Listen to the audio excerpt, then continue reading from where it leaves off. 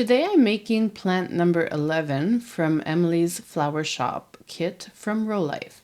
This is the first of my plant series because I've made a lot of the kit so far, but I haven't filmed any of it yet. So as you can see, I'm just painting one of the little pots with my paint pen.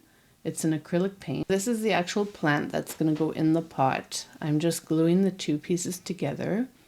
And the instructions say to roll it up after, so you're going to see how I'm going to do that in just a minute. This was fairly easy to tear out of the paper it came in. It was already pre-cut, so I just had to tear it out and glue them together.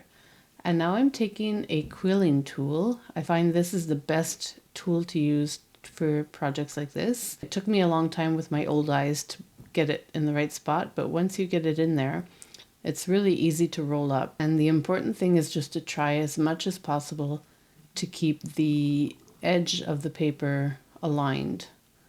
It's not a big deal if it's not super aligned, but you want to keep it relatively aligned so that it doesn't end up all over the place. This has been a really fun kit to make. It's taken me a while and I'm far from being done yet.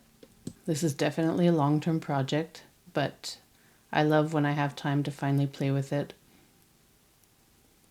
And it shows me a lot of techniques that I wouldn't have thought of myself. So here I'm just curling the leaves. I took my smallest dotting tool, which I managed to bend somehow, but anyway, it's still functional. And I'm just using it to separate the leaves and then curl them downwards. I'm going to speed this up a bit because you don't need to watch every single leaf.